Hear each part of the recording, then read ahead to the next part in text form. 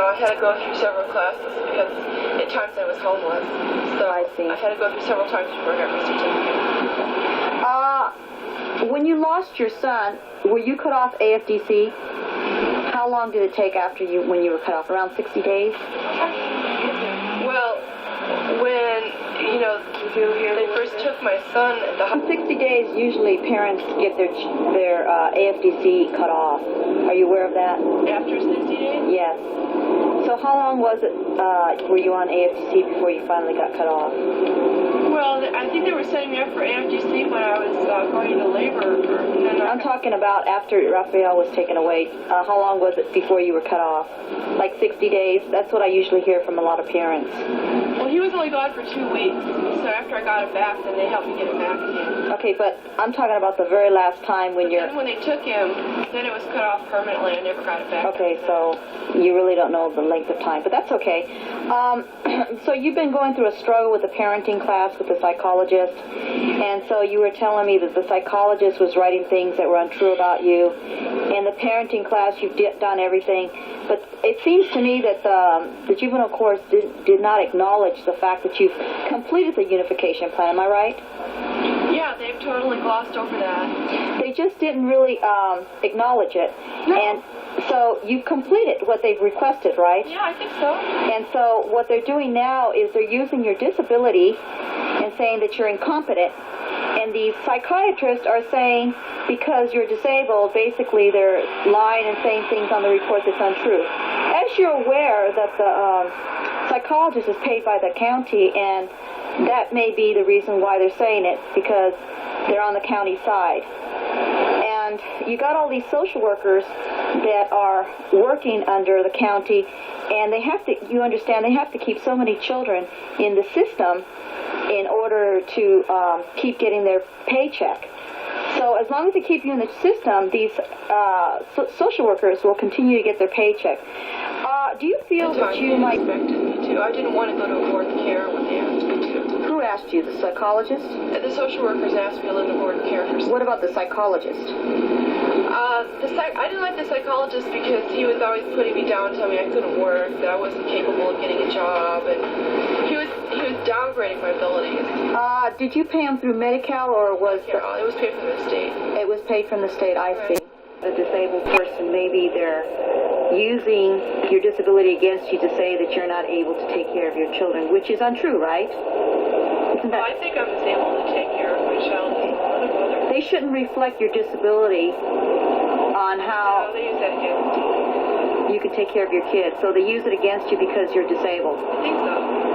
Don't you think that the disability rights advocacy should get involved in this? And my lawyers think it's Right, because there is some laws that are violating the rights of... Lynn, what happened from the beginning?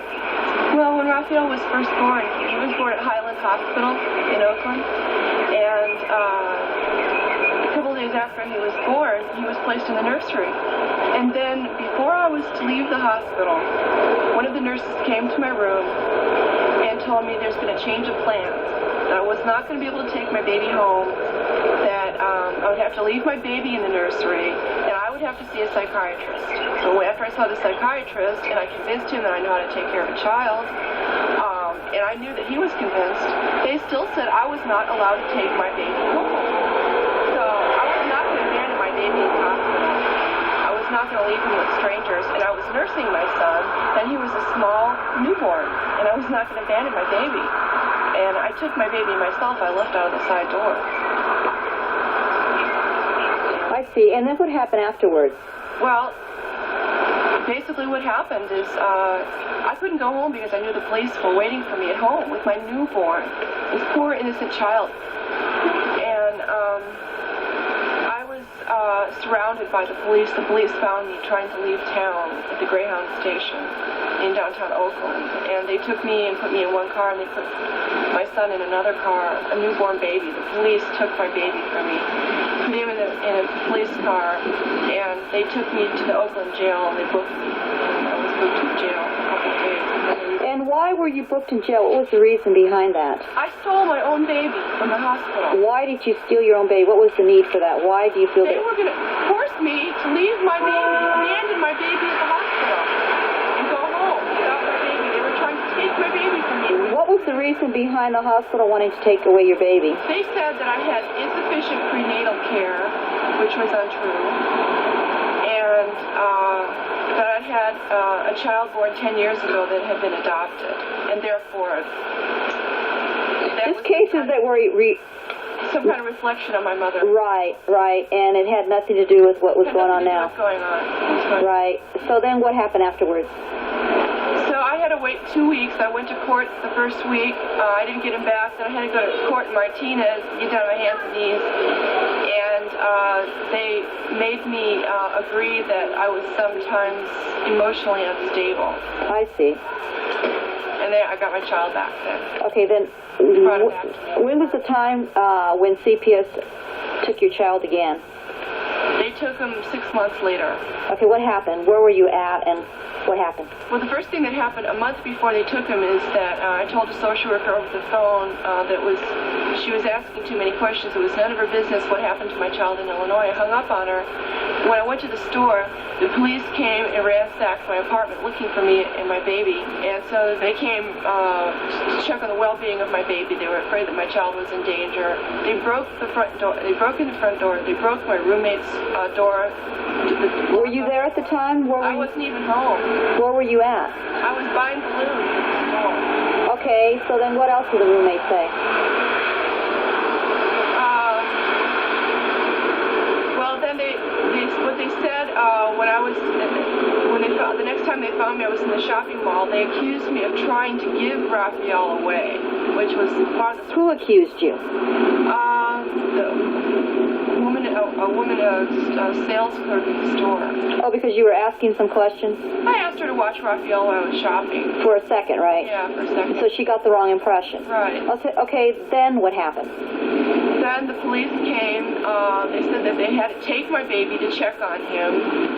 You know, and this seemed to be like an extension of when they broke into my apartment. They seemed to still be looking for me. Did you make any kind of struggle to prevent them from taking your child? Did you try to tell them to give me back my child, or make any kind of struggle to... Well, when they said that I was trying to give my baby away, I denied it. I told them that's not true, and I asked them who said that, and I asked them to prove who said that, because that was untrue.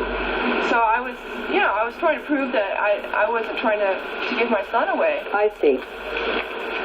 Okay, so they took your son away, right? They took my baby at the mall. And how long has your baby been gone from you?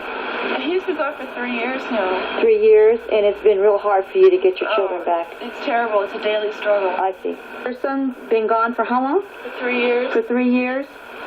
And what's the situation now with you and your child? Well, at this point, I'm through with the reunification plan. They're trying to place him for adoption. I'm not being able to visit him at all. I'm making appointments so that I can deliver books and cameras. I'm trying to get photographs of him so that I know what he looks like.